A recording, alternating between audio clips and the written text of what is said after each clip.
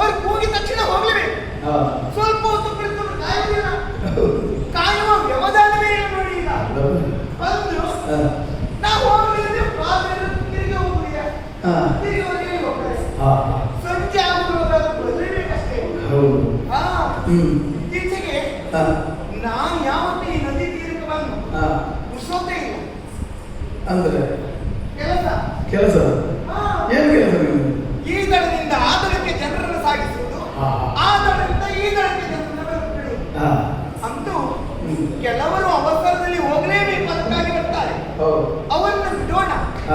ಆದ್ರೆ ಇತ್ತೀಚೆಗೆ ಬಿಡುವವೆಲ್ಲ ಸುಮ್ಮನೆ ಆಚೆ ಇದ್ದು ಕೂಗುವುದು, ಕೂಗಾಡೋದು ಹೋಗುದು, ಕರ್ಕೊಂಡು ಬರುವುದು, ಈಚೆ ಬಂದು ಹಿಡಿದು ಹೋಗುದಿಲ್ಲ, ಮತ್ತೆ ಆಚೆಗೆ ಬಿಡುವುದು. ಹೌದಾ? ಯಾಕೆ ಸುಮ್ಮನೆ ನನಗೆ ಕಾಟ ಕೊಡ್ತೀರಿ ಕೇಳಿದೆ, ಬಿಡ್ತೀಯಾ ಅಂತ ಕೇಳ್ತಾರೆ. ಆದರೂ ನಾನು ನೋಡಿ ನಡೆಸ್ತೀನಿ ಅಂತೇಳಿ ಸುಮ್ಮನೆ ಆಚೆ ತಿರ್ತಾ ಇಲ್ಲ. ಅಪ್ಪಪ್ಪ, ಅದಕ್ಕೆ ಬಹಳ ಜಾಗೃತಿ ಮಾಡೋದು, ಇದು ಭಯಪ್ರಾರಂಭವಾಗಿದೆ.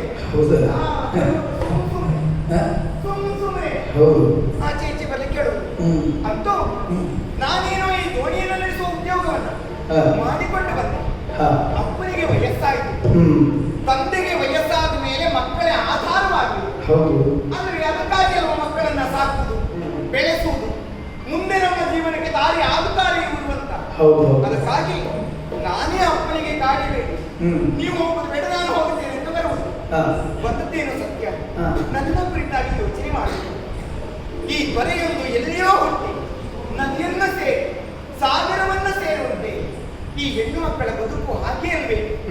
ಎಲ್ಲೋ ಹುಟ್ಟುತ್ತಾರೆ, ಎಲ್ಲೋ ಬೆಳೀತಾರೆ, ಆಮೇಲೆ ಎಲ್ಲೋ ಸೇರ್ತಾರೆ. ಅಂತೂ ಈ ಉದ್ಯೋಗವನ್ನು ಮಾಡ್ಕೊಂಡು ಅದೇ ಹೇಳೋದು, ಯಾರು ಹೆಂಗಿಗೆ ಬರ್ತಾ ಇದ್ದಾರಲ್ಲ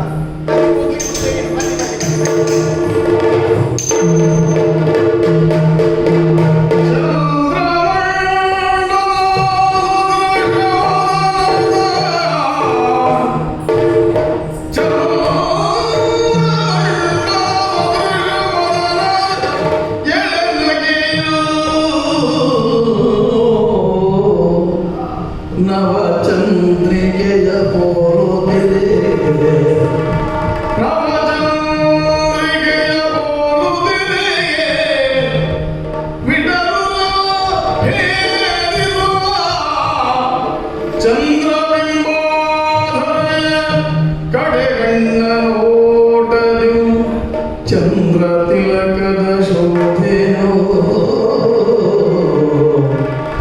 ಚಂದ್ರಬಿಂಬ ಕಡೆಗಣ್ಣ ನೋಟಯೋ ಚಂದ್ರ ತಿಲಕದ ಶೋಭೆಯೋ ಇಂದ್ರನೀಲದ ಮಳೆಯ ಧಿಕ್ಕರಿಪ ವೈತಲೆಯೋ